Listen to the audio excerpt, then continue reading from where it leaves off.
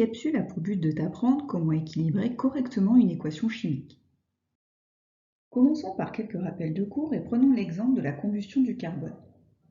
Un morceau de charbon est mis sous une flamme afin de le rendre incandescent.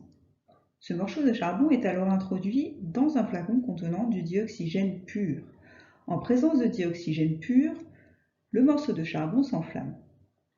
On observe alors, après quelques minutes, une disparition totale du dioxygène dans le flacon ainsi qu'une disparition partielle du morceau de charbon.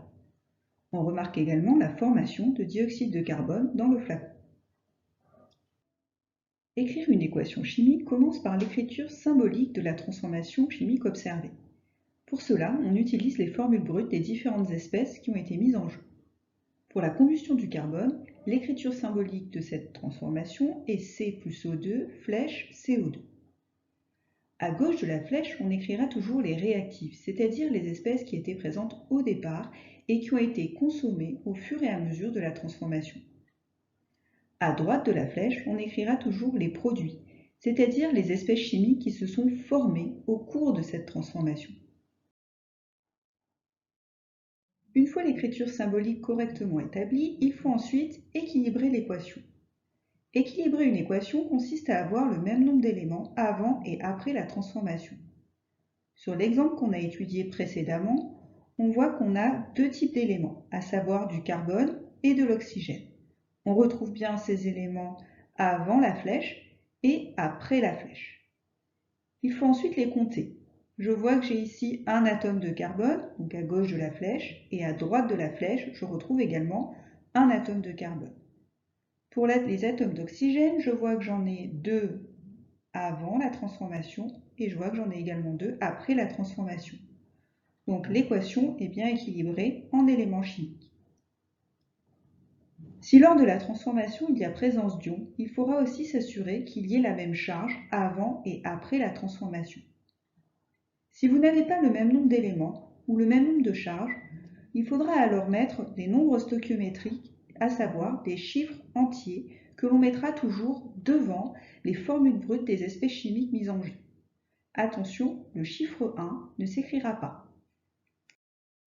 Avant de voir d'autres exemples ensemble, je vais te donner quelques astuces pour équilibrer facilement une équation. Tout d'abord, n'équilibre jamais en même temps les éléments et les charges. Et équilibre toujours en dernier un élément qui est isolé, c'est-à-dire un élément qui est seul sous forme de molécule ou d'ion. Dans l'exemple que tu vois, l'élément oxygène est seul dans la molécule de dioxygène. Il sera donc équilibré en dernier. Dans l'autre exemple, l'élément fer est seul dans l'ion Fe2+. L'élément fer sera donc équilibré en dernier. Voyons désormais un deuxième exemple, sans ions, mais où des nombres stoichiométriques seront nécessaires pour équilibrer l'équation. Il s'agit de la combustion du méthane. On va dans un premier temps compter le nombre d'atomes à gauche et à droite dans cette équation. À gauche, je retrouve un atome de carbone, 4 atomes d'hydrogène et 2 atomes d'oxygène. À droite, j'ai un atome de carbone, 2 atomes d'hydrogène et 3 atomes d'oxygène. Ces 3 atomes d'oxygène viennent du CO2 où j'en ai 2 et de H2O où j'en ai 1. Si je compare les chiffres à gauche et à droite pour chaque atome, je vois qu'ils ne sont pas à chaque fois égaux. Cela veut dire que l'équation n'est pas équilibrée et qu'il va donc falloir l'ajuster. Pour cela, on mettra des nombres stoichiométriques devant les formules brutes. Je t'ai dit tout à l'heure qu'on équilibre toujours en dernier un élément qui est isolé.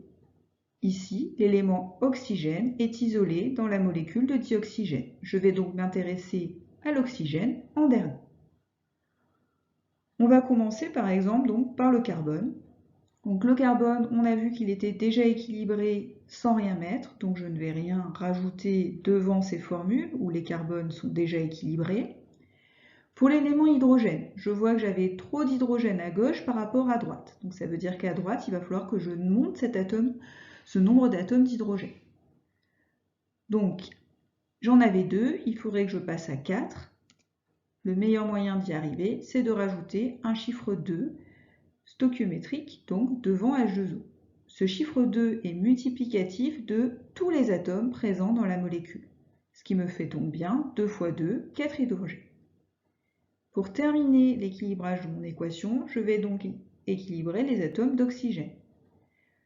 Pour cela, je vais rajouter un chiffre devant cette molécule de dioxygène afin de ne pas déséquilibrer tout ce que j'ai pu équilibrer avant. Ici, je compte 2 atomes d'oxygène et 2 atomes d'oxygène, ce qui me fait un total de 4. Donc pour avoir 4 atomes d'oxygène ici, il faudra simplement rajouter le chiffre 2 devant. Ce chiffre 2 fera 2 fois 2 atomes d'oxygène, donc 4, et correspondra donc bien au nombre d'atomes d'oxygène après ma flèche. Finalement, à gauche, j'ai un atome de carbone, 4 atomes d'hydrogène et 2 fois 2 atomes d'oxygène. Et à droite, je me retrouve avec le même nombre, un atome de carbone, 2 fois 2 atomes d'hydrogène et 4 atomes d'oxygène, dont 2 dans CO2 et 2 dans 2H2O. L'équation est désormais équilibrée. Pour terminer, voyons un exemple avec des ions. Je vais donc désormais non seulement compter mon nombre d'atomes à gauche et à droite, mais également mon nombre de charges. À gauche, je vois ici que j'ai un atome de fer, un atome d'oxygène, un atome d'hydrogène. Au niveau de la charge, j'ai 2 plus portés par Fe2+, et un moins porté par OH-. Si j'additionne ces deux charges, j'arrive à une charge totale de plus 1. À droite, j'ai un atome de fer, 2 atomes d'hydrogène, 2 atomes d'oxygène. En effet, j'ai une parenthèse avec un chiffre 2, ce qui veut dire que le 2 va s'appliquer à l'oxygène et à l'hydrogène. Au niveau de ma charge totale, ce n'est pas un ion, donc j'ai une charge nulle. On voit ici, en comparant le nombre d'éléments et le nombre de charges avant et après la transformation, que les chiffres ne sont pas égaux. Il va donc falloir ajuster l'équation en rajoutant des nombres stoichiométriques devant les formules brutes. On a vu tout à l'heure qu'on équilibre toujours en dernier un élément qui est seul dans une molécule, ou un ion. C'est le cas ici pour Fe2+. Fe est bien tout seul dans cet ion. Je t'équilibrerai donc le fer en dernier. On va donc commencer par l'oxygène et l'hydrogène. J'en avais 2 à droite, il faudrait que j'en ai 2 à gauche. Donc pour arriver à en avoir 2 à gauche, il suffira de mettre un chiffre 2 devant qui s'appliquera à l'oxygène et à l'hydrogène. Mes éléments à gauche et à droite sont désormais équilibrés. J'ai donc maintenant un atome de fer, 2 atomes d'hydrogène et 2 atomes d'oxygène. Il en est de même à droite. Une fois qu'on a regardé les éléments, on passe aux charges. Ne jamais faire les deux, je te rappelle. La charge, elle va également être bougée avec ce chiffre 2, parce que ce chiffre 2 s'appliquera aussi aux charges. J'ai donc maintenant une charge de plus 2 moins, ce qui me fait donc un total de 0. Et du côté droit, j'ai toujours un total de 0. L'équation est donc désormais équilibrée. Tu verras que très souvent, quand on équilibre les atomes, on équilibrera aussi les charges. Mais vérifie toujours, car ce n'est pas tout le temps le cas. Pour t'entraîner encore, je te conseille plusieurs sites. Le premier te permettra d'équilibrer des équations avec des modèles moléculaires. Ceci est très pratique si tu as du mal à compter les atomes.